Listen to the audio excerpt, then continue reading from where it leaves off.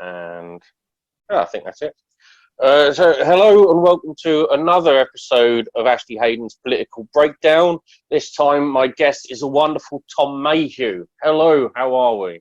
Hello, I'm okay. Like, I don't like at the moment the question, "How are you?" Yeah, I apologise to start off with this. No, because I appreciate it because I know everyone sort of is doing it because they do care about people and they hope you're okay and they hope you're That's sort not of. the reason I'm doing it. Well, why are you doing it, Ashley? Because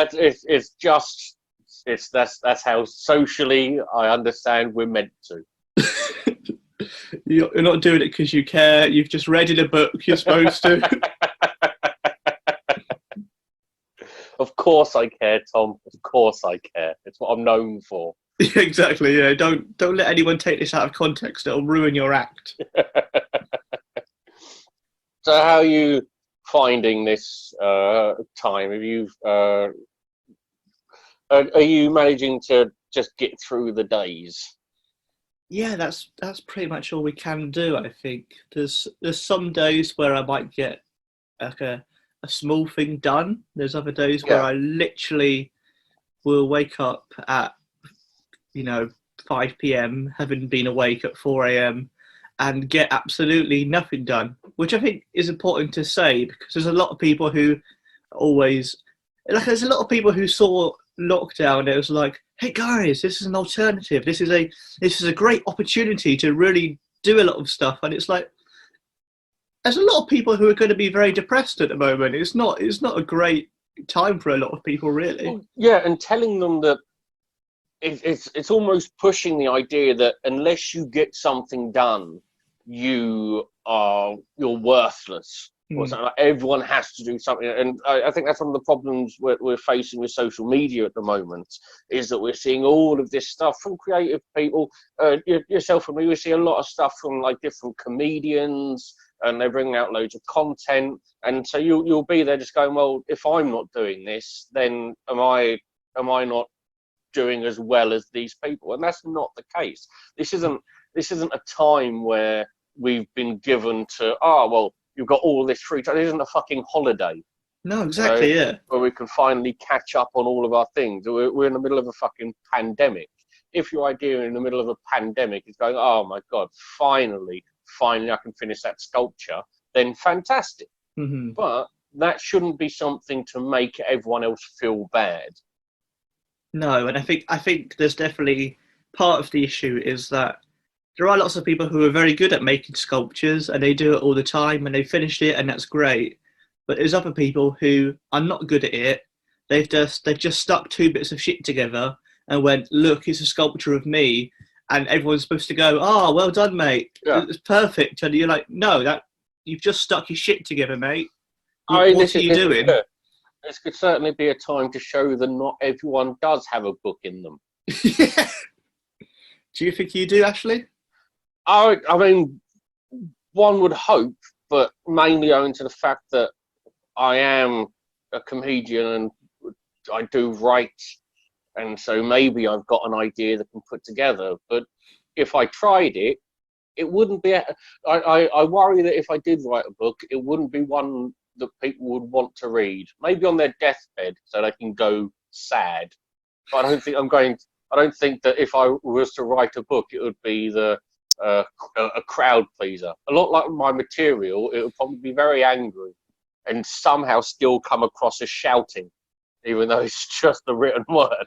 Is the whole book just going to be in capital letters all the way through? Like a fucking Trump tweet. I never thought you'd compare yourself to Trump, but there we go.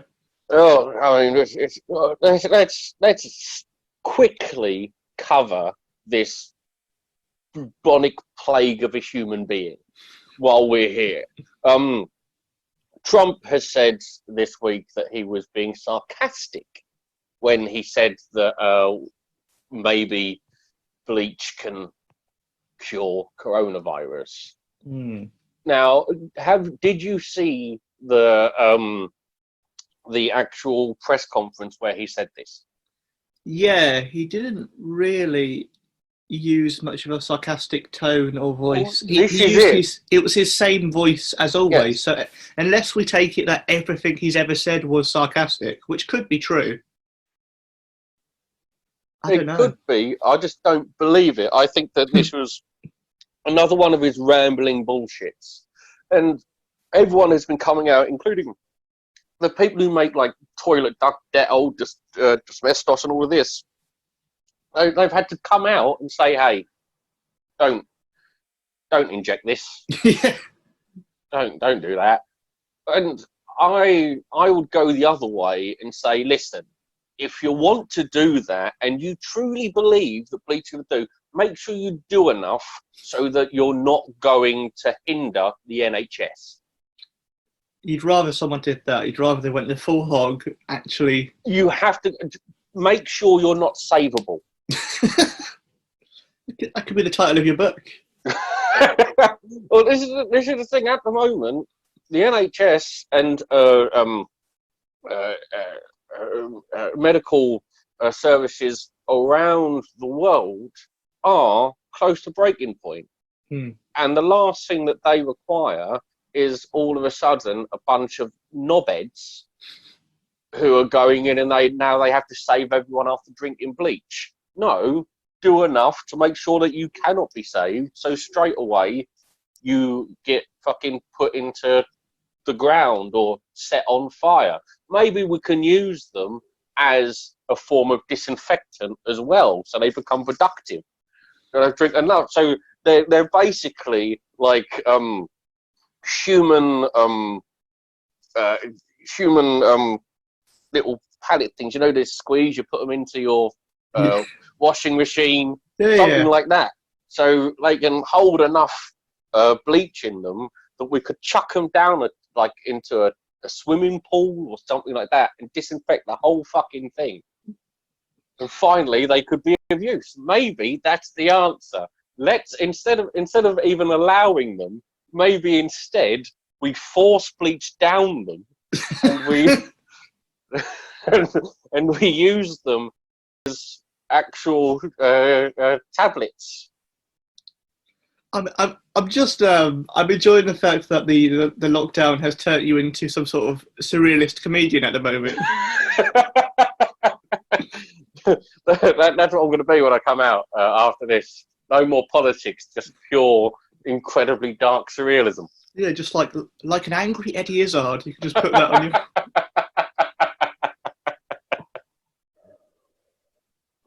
Right. Like, we're all pigeons, but also fucking kill yourself, mate. We're all pigeons, but don't forget, head towards the mast.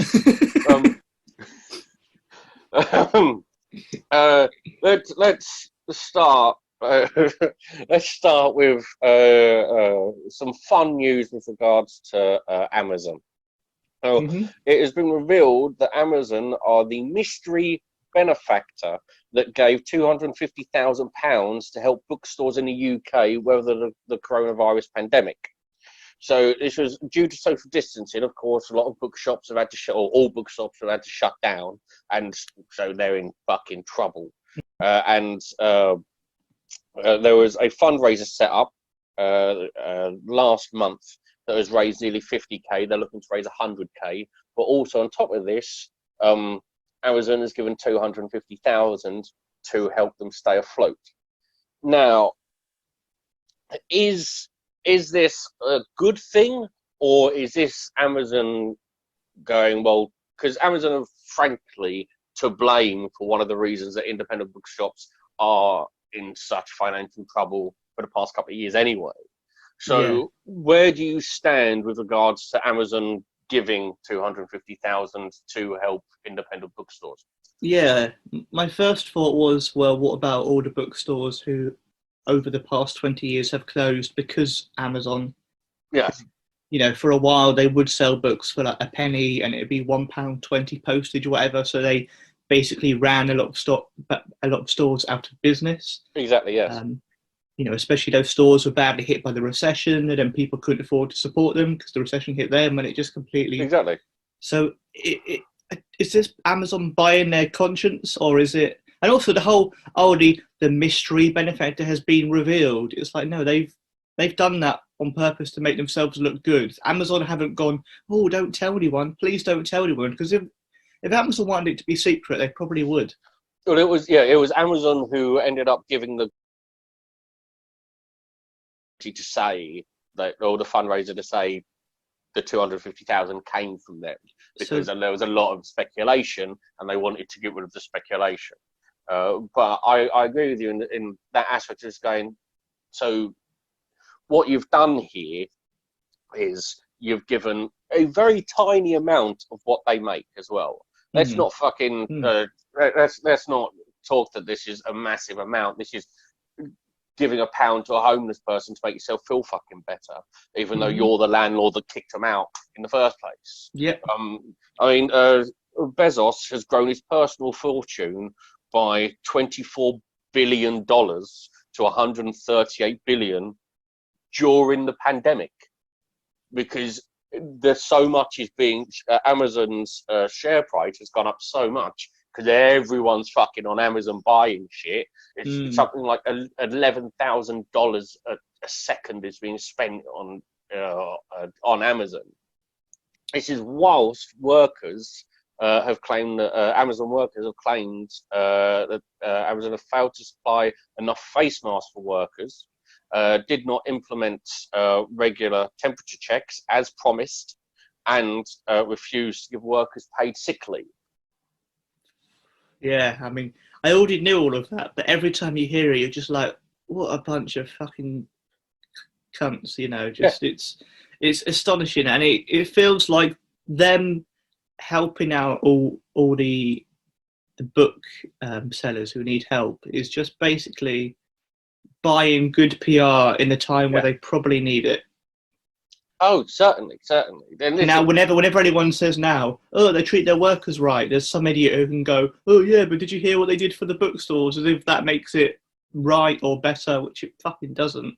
Oh, I mean, that's it. Is it something with SEO? Whereas now, if you type in Amazon and bookstores, you may get this story first instead of Amazon's the reason why there's a lot less fucking bookshops. Yeah, you're almost certainly right. It's never with Amazon. It's never going to be them doing something out of the kindness of their cold, dead heart. It's always going to be them with some sort of, as you say, some sort of PR spin. They've done some sort of research about Google, and they've gone, this will make us look really good instead of shit. Yeah, it's a cynical thing that they're doing instead of some form of kindness that they're showing. Yeah, never trust Amazon. They're never doing it to be nice, and they never will. They're not going to suddenly be good people now.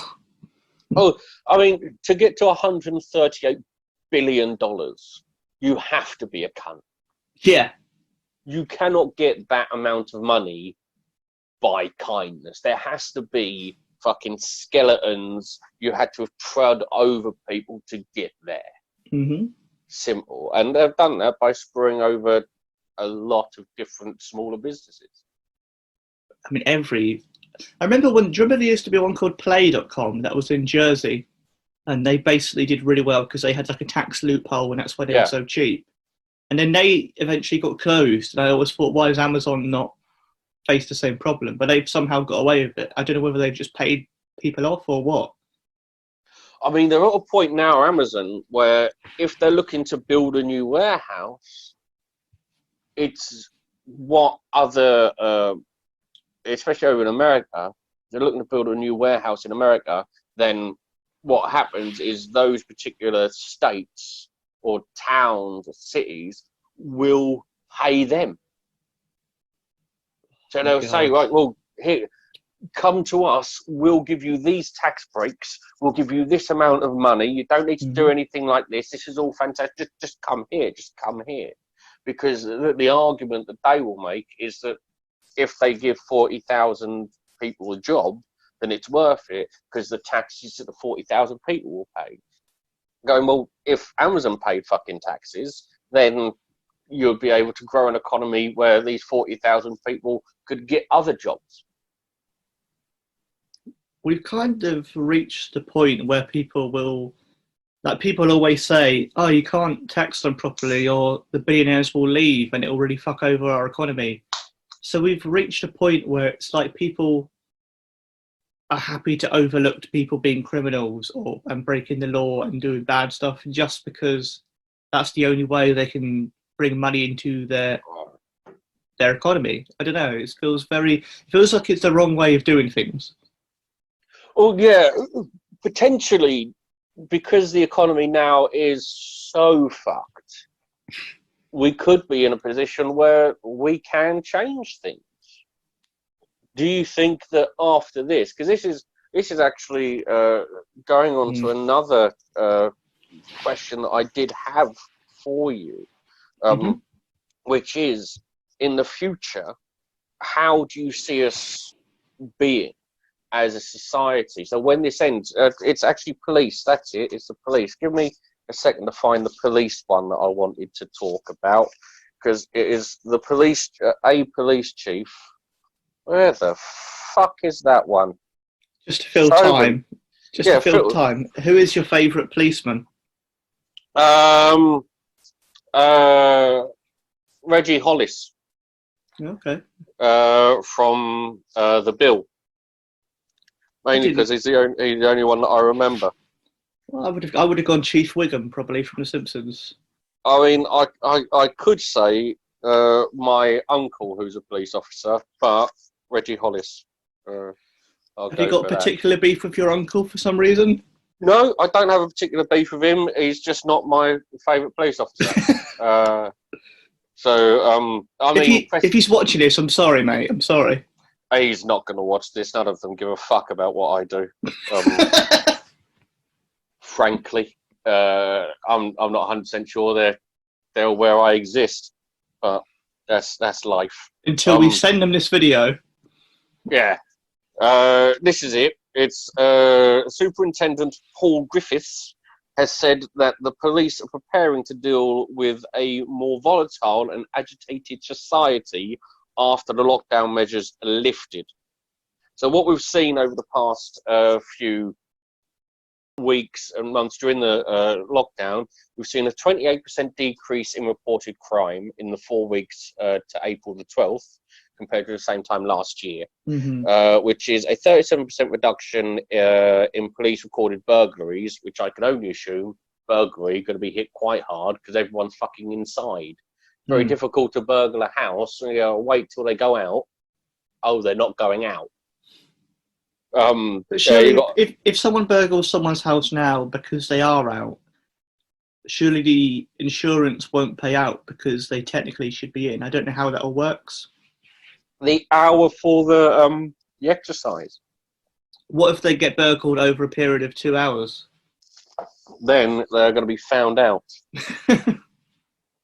You'll catch the burglars and, mate, it took me like 2 hours. What the fuck were they doing? Exactly, they'll be the ones in trouble. And they'll be the fucking heroes. 27% drop in vehicle crime, serious assault, and personal robbery, whilst rape offences are down 37%. Now, domestic violence has seen a surge because everyone's locked down. None of these figures, I think, are particularly great because especially things like the rape figures and the domestic violence, it's down 37% rape figures, but they're going, well, it's still happening at this time. You've seen a 37% drop. Like, how you can't still have a point where women during a fucking pandemic are still unable to go outside. It's fucking ridiculous. But once this lockdown is lifted, be it 3 weeks' time, be it fucking 7 months' time, do you think that there will be that society will be on edge when we're out? Yeah, I think there's a lot of people who seem to think we'll just flick a switch and then it'll go back to normal. But I don't think it's going to go back to normal for a long time. There's always going to be an after effect. There's always going to be people remembering this period, and that will affect how people are when they get out, because no one's just going to go, oh yeah, I'm back to normal. That 37 decrease depressingly, it's probably going to go up, and there'll be an increase when it goes back to normal, because there'll be loads of, if you're someone who's a disgusting fucking rapist and you've been inside for 3 months, you're probably going to come out and try something horrific straight away. You're not going to suddenly go, oh no, I should be a good person now. So there's probably going to be a spike when it comes out, which is horrific to think. And we're looking at still we do not have enough police officers as it is, so they are going to become very strained when the lockdowns are over. We're going to find a lot of pent up energy. So potentially with 3 months, 6 months, 7 months of being inside, you're going to go down. I mean, you're going to go down a pub, and everyone's going to be fucking bang, bang, bang, bang, bang, bang. Just drink. There's going to be more violence. There's going to be more crime. And it's not even going to just be like burglaries or anything like that. Just social disturbances. Well, it's weird to say, but part of me kind of...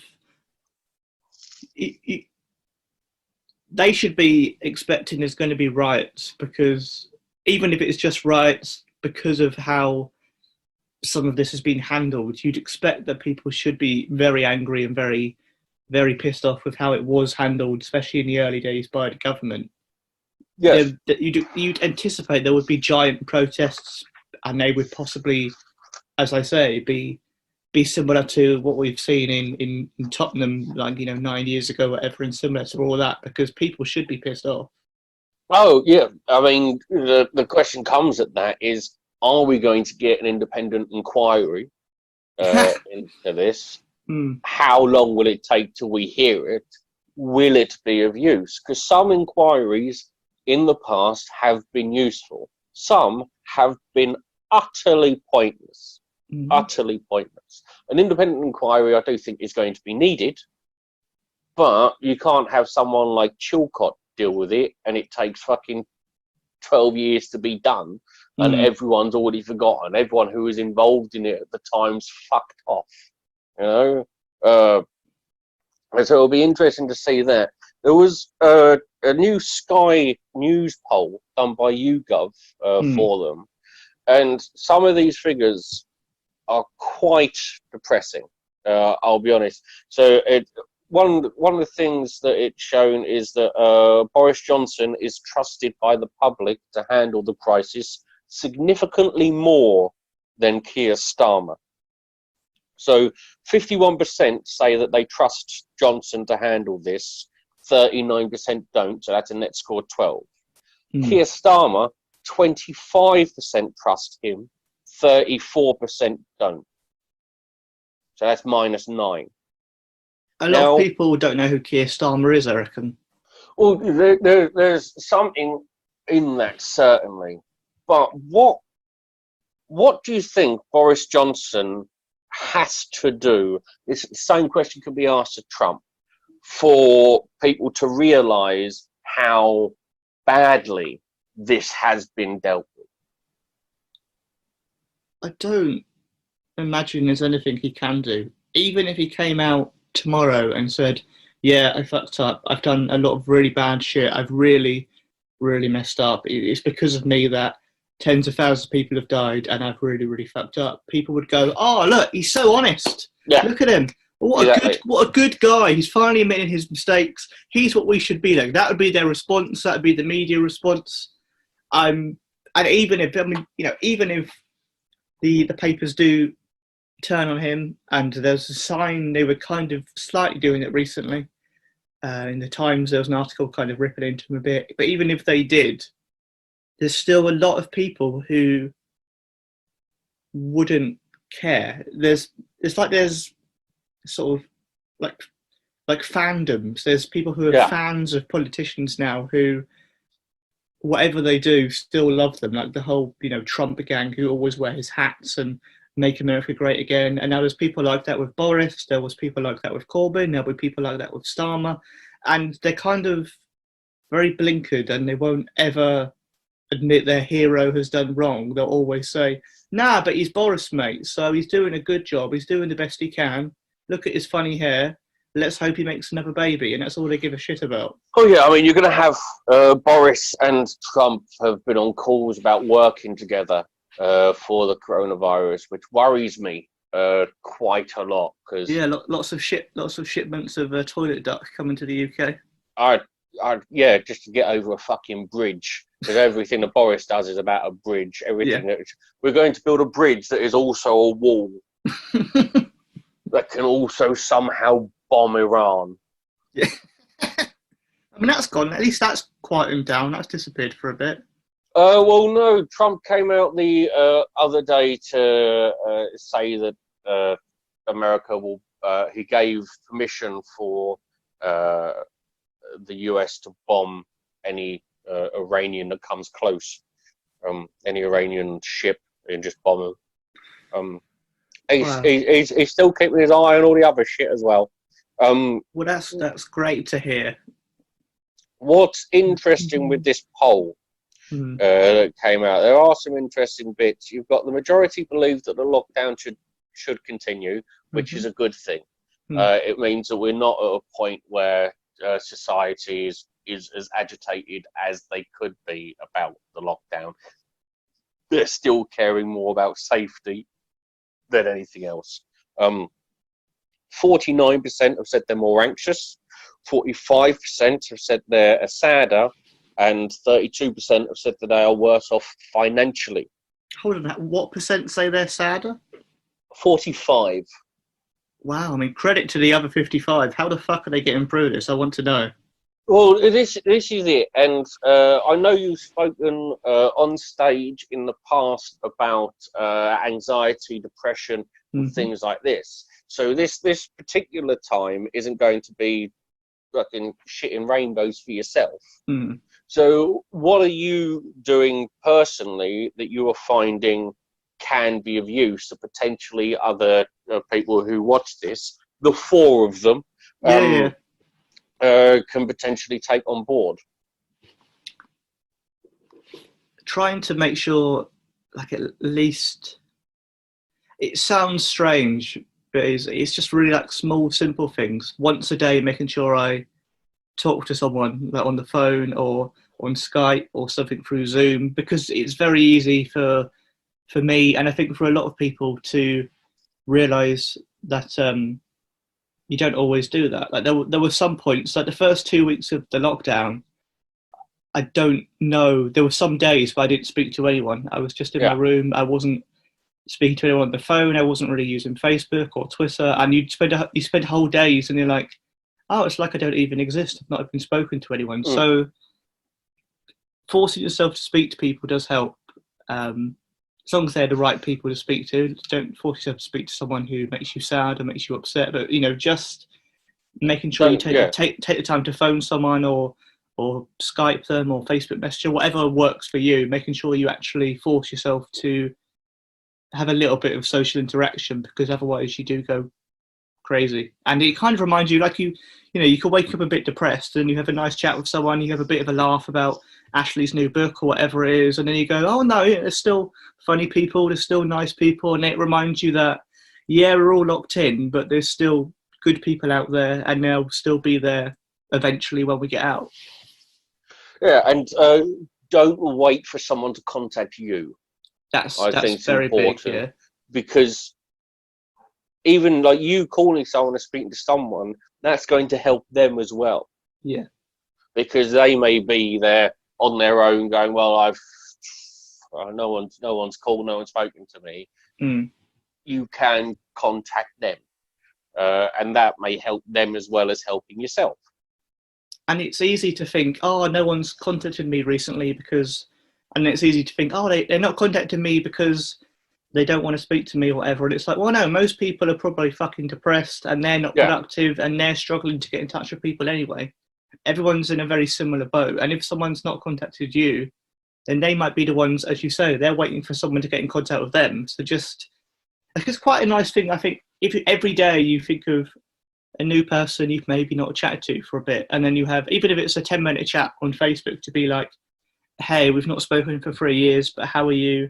How's your dog? Whatever, just to catch up with people. It kind of reminds you and them that we're all in this together, and we all feel a bit lonely and a bit shit, but then we're not alone because we're all in the same boat, really, which is rare for society, for us all to literally be in a very similar space. Exactly. Let's go on to a couple of the final bits of this particular poll that I wanted to cover. TV journalists have a net score of -40 for trust, and newspaper journalists have a score of -55. Now, to put that into perspective, Raab has -1 and Hancock has -5. Wow. So people are truly not trusting journalists at all at the moment. Now, at this time, it's probably the worst time to not trust journalists, because journalists are, at this moment, some of the most needed, essential people that we have to hold the government to account, to give us the information on coronavirus.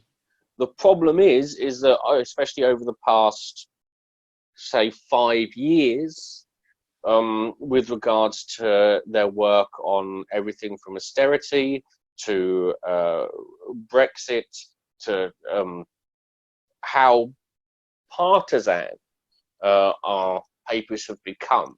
You look at something like the Express, which is now, it's in terms of like, I would have Viz Comics above them for closer to broadsheet. The Sun is whatever vile shite Murdoch wants to fucking play around now.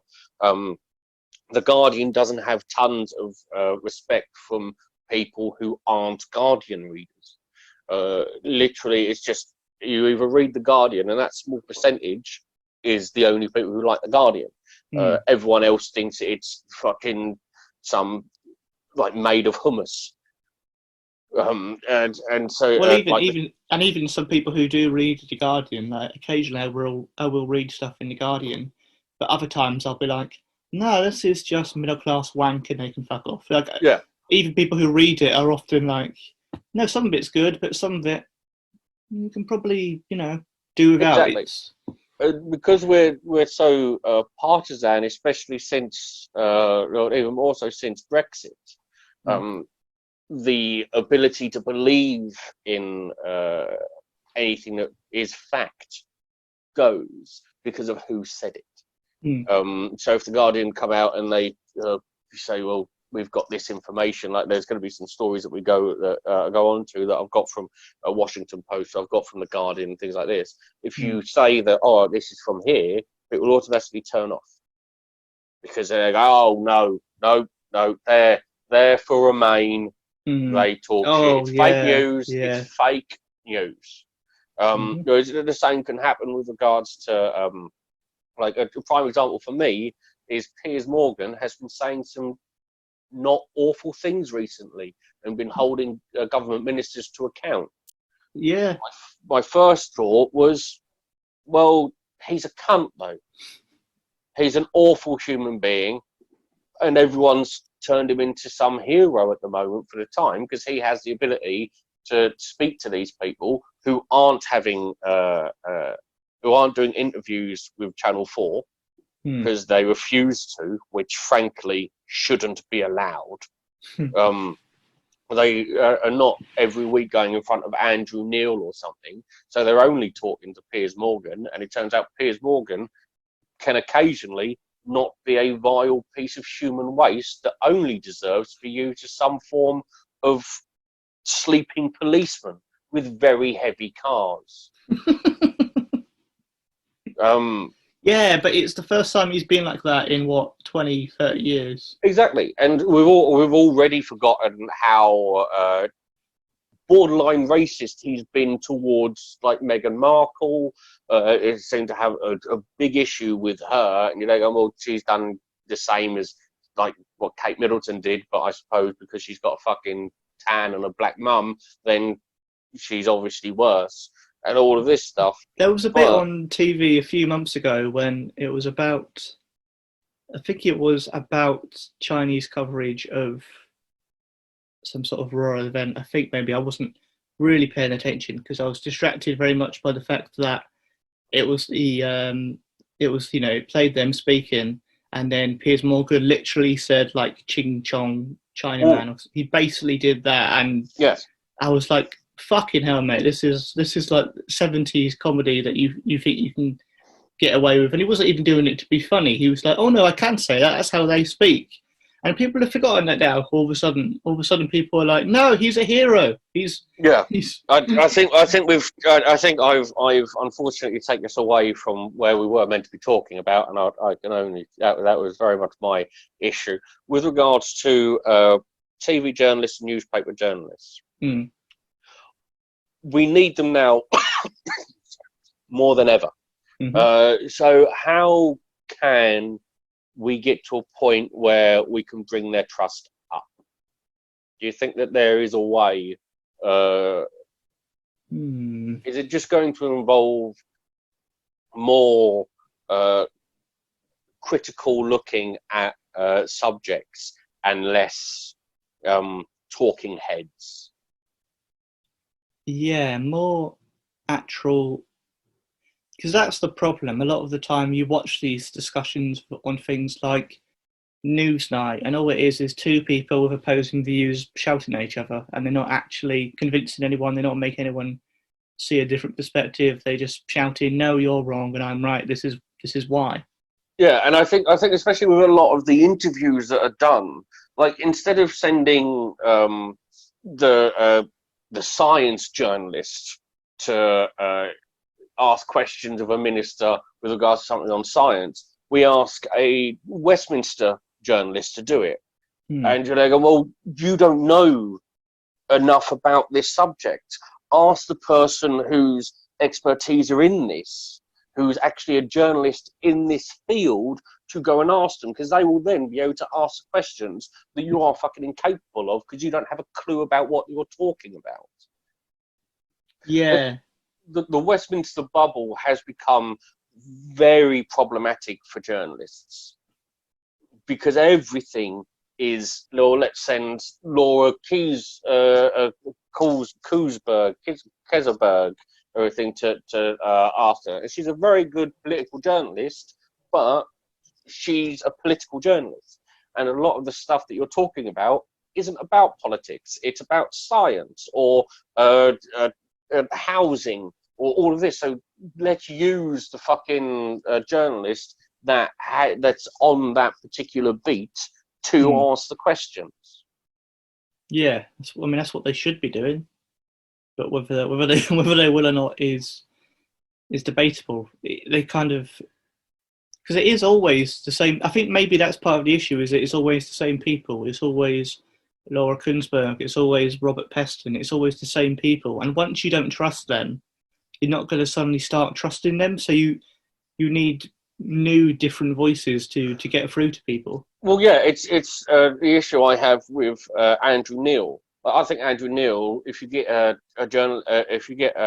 MP in front of him, he will rip him a new hole. I think that's wonderful. But I also know that Andrew Neil, after following him I don't follow him on Twitter, but I see all of his fucking stuff because everyone retweets it.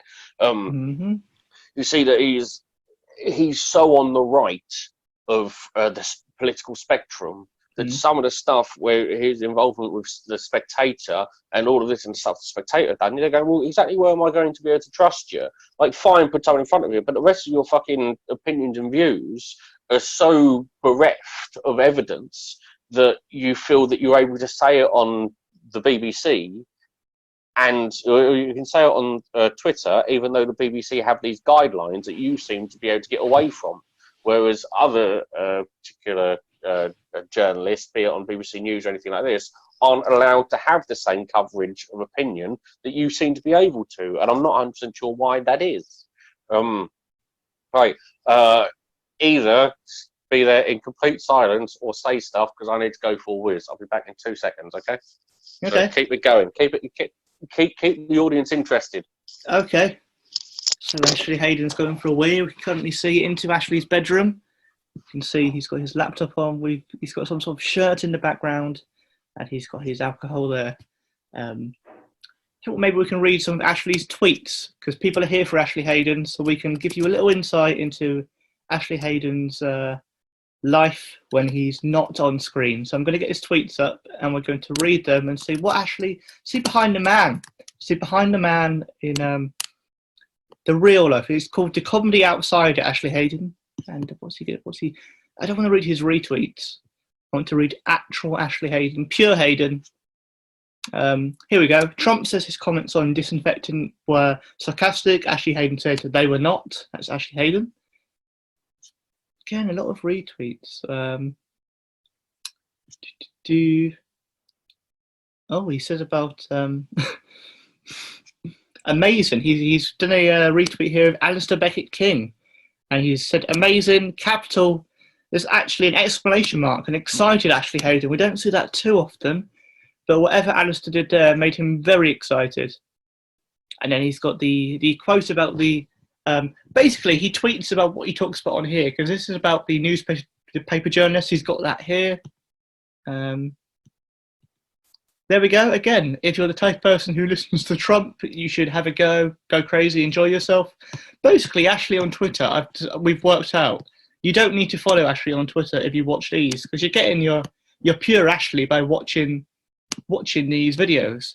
And I hope he was going for a wee, because if he's just left me here and he's going to be gone for half an hour going for a shit, then I've not prepared any material. He's just literally left me here. Here we go. He said, yes, St. George was Turkish. No, mention it will not stop xenophobia. That's Ashley Haden from 23rd of April. 23rd of April. Oh, this is a good one. Now would be a good time to pull off a heist. That's what Ashley said, 23rd of April. I'd love to hear. Are you... How did you... What were you doing? I was reading out your tweets, mate.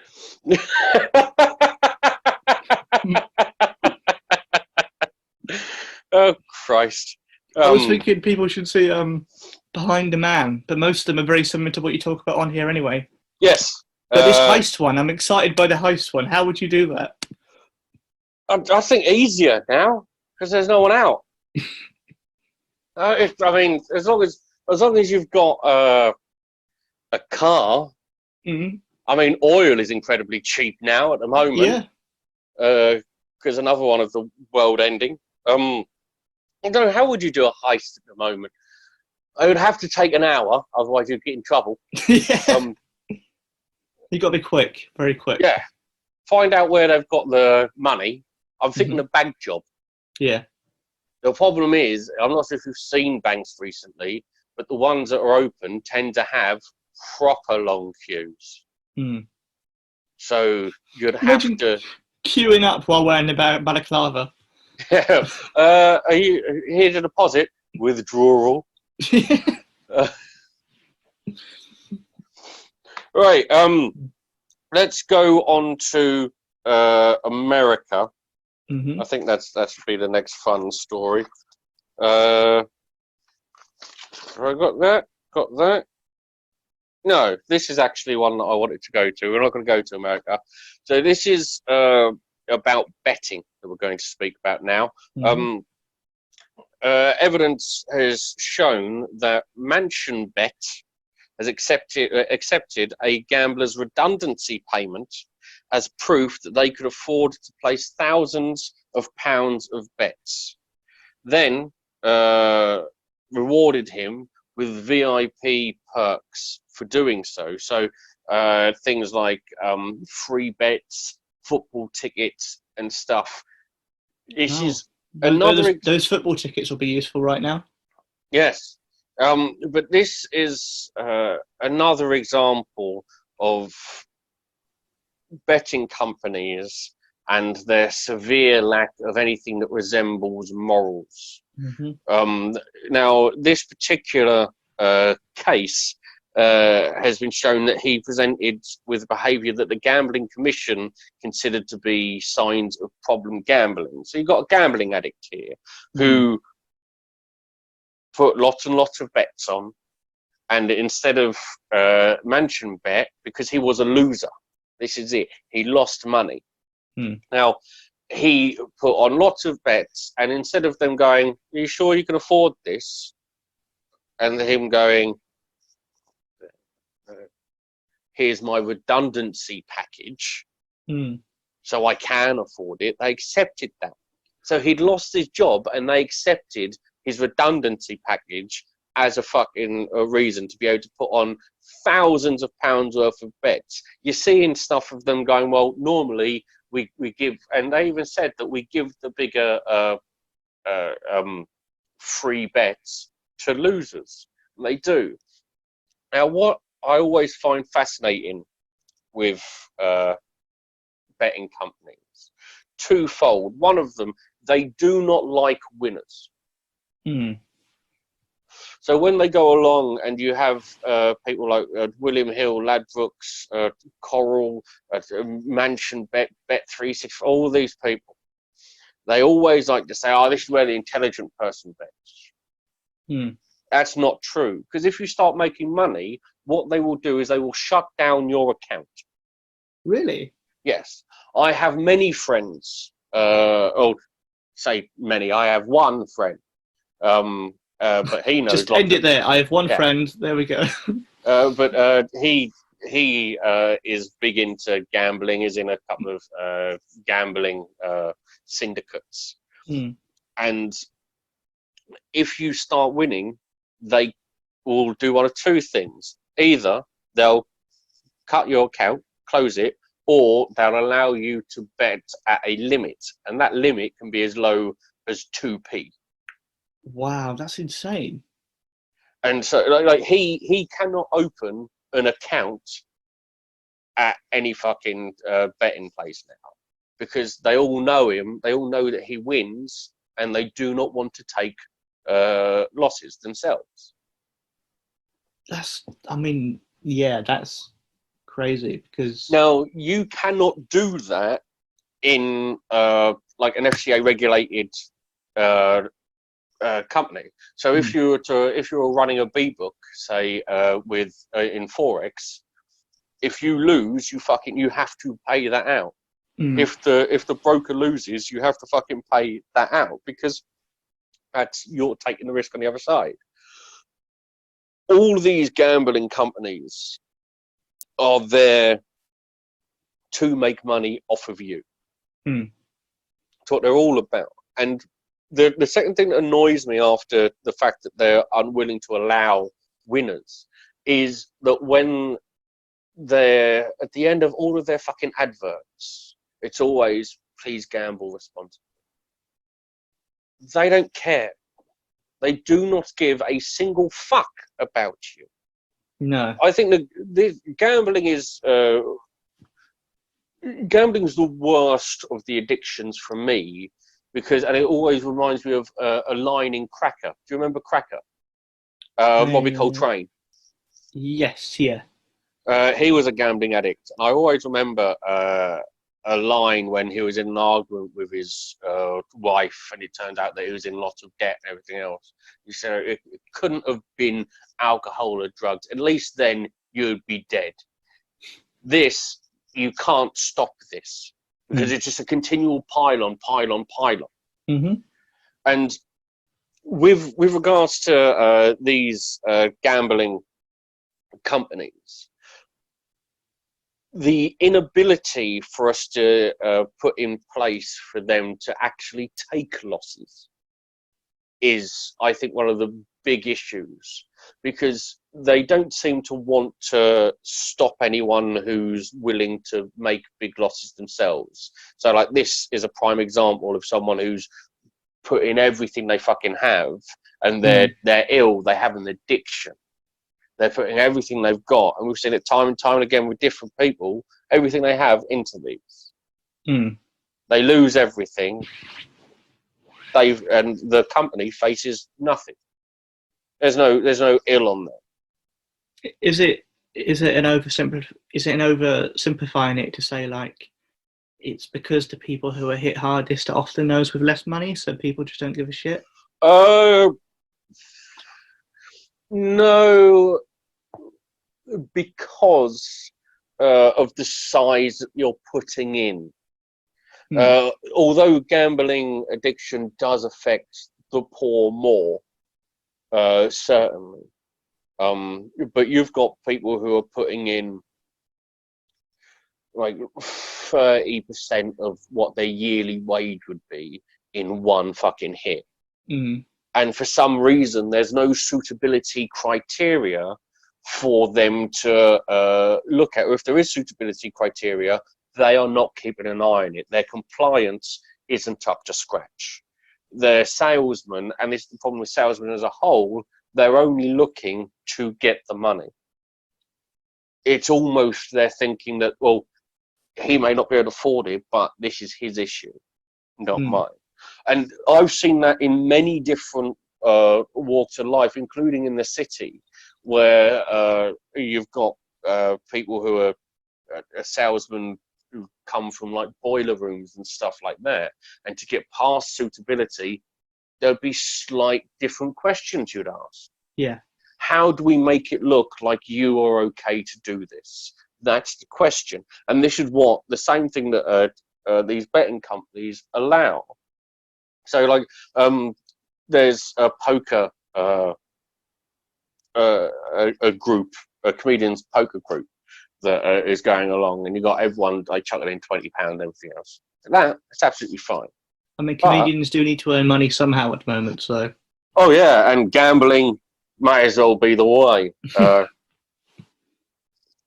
That or a heist, whichever one they fancy. If I could get enough comedians about to do a heist, mate, there's a film in this. There's absolutely a film in this. Oh, but it would fucking drag. Everyone there testing out their new material on the fucking people they've got on the floor. Yeah. Finally, an audience. Right, before we steal all your money, guys, come on, can we all just pay attention? I'm just going to do a 10-minute search. Just laugh or I'll shoot you. I mean, that's actually what President Abonjo already says on stage, so he'd be perfect. He'd be like the leader of this heist. Oh, yeah, but, I mean, if you've seen how he is dressed, he's not going to be subtle, is he? You know, you're gonna know it's him. Yeah. It's going along. He would call himself fucking president. Yeah. But I know, shut up, Bonjo. Don't tell everyone his name. That's fine, because he'll scare everyone. They'll be terrified. Then we'll get the money, and then they'll be the only one he remembers. They won't remember us. They'll be like, oh, exactly. Oh, yeah, there was a guy in army uniform, kept calling himself President, President Obama, something like that. And they'll be like, we know who you mean. We would get in quite a lot of trouble if the only person caught was the black man. We'd get in even more trouble if the only person they arrest is not a Bonjo, if they actually arrest whoever it was who stole his Act-44. Oh, yes. I mean, we won't get into that. I mean, we have slightly differing views on regards to that. But let's not go into comedy gossip, shall we? No, that's a bit too niche, maybe. Oh, when we stop recording, we'll have a fucking word. Okay. Over in America, let's go to over in America where we wanted to talk about before. Have you seen the anti-lockdown protesters? Yeah, they're fucking insane, aren't they? Mad. And they're actually getting news. Why would you give people like that news coverage? It would be like giving, I mean, I was about to say it'd be like giving news coverage to someone who's talking about a crazy sort of way of healing it. But they've done that with Trump already, I suppose. Yes. But I don't know why you would give them any attention. It's like a child, you know, shitting themselves and saying, no, actually, this is good for my health. It's good for my it's good for me, it's good for my mental health, it's good for my physical health. And you wouldn't go, let's put this person on TV. You'd go, right, let's get this person help. Exactly. What's interesting about this is the Facebook ads have been funded by an initiative called the Convention of States. Because now all of the lockdown stuff wants to be seen as grassroots, as a lot of this stuff. Not as grassroots as they appear, though.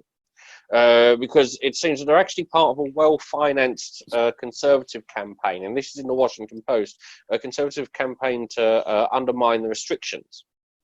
Now, the Convention of States was set up in 2015 with one of the big donors being the Family Foundation of Robert Mercer. Now, Robert Mercer was also previous big donor to Cambridge Analytica, and owned a decent stake and partially funded Breitbart News. Decent bloke then, yeah? Oh, lovely, lovely. Now, some of the past supporters of the Convention of States are currently in the Trump administration or governors. One of them is governor of Florida. And now what they're using is, because if you've got the money, they've got a very wide national network and digital arsenal as well. And they're helping to use this to bring all of the grassroots knobheads together to make it seem a lot bigger than any poll suggests that it is. Now, with regards to, I believe they call it astroturfing, which is attempting to make something look like it's grassroots when it's not. Good examples of these is anything that Trump has ever done. Turning Point, which is far-right bullshit, and now we've got Turning Point UK. They're funded by big conservative far-right bullshit. Any of the fucking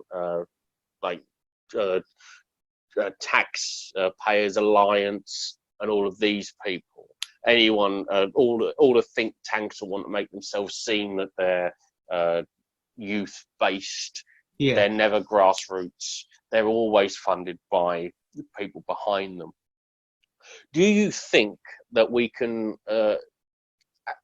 Let's rephrase the question. How would you look at going and getting more transparency from all of these organizations? Would a new law have to be brought in? There would need to be a new law, but it would be against the interest of the ruling government to introduce it. Because why so? Well, because these, all the ones you mentioned, Turning Point UK, or even Cambridge Analytica, all these things, whatever the people in charge say, they helped them get into power in the first place. So yes, they're probably part of the. Trump's probably put some of his own money into this, to be honest, because he's not criticised these people, he's backed them up. So it would be against the interests of those in charge to introduce these laws, even though they would be better for fairness and for transparency. But we saw from the last election, both here and over in America, that they don't care about transparency. They don't care about being honest. They care about winning. Yep, I'll make you right. Right, we're coming towards the end of this, so I want to get you this is going to be quick fire opinions. Okay. So YouTube. This is a new section. This is good. Well, normally I'll just read them out myself, but that would be when we're all sitting together and I can get you two to shut the fuck up, and it's a lot more fun that way for me. But in this way, it's a lot easier just to do quick ones. So YouTube has banned any coronavirus-related content that directly contradicts with WHO advice. Good or bad? That's good, but I also wish they would ban 80% of comedy about the coronavirus because it's fucking tedious. Yes, I'll make you right. According to a leaked list seen by The Guardian, Dominic Cummings, which is Boris Johnson's chief political advisor, and a data scientist that he worked with on Vote Leave campaign are on the secret scientific group SAGE that has been advising the government on the coronavirus pandemic.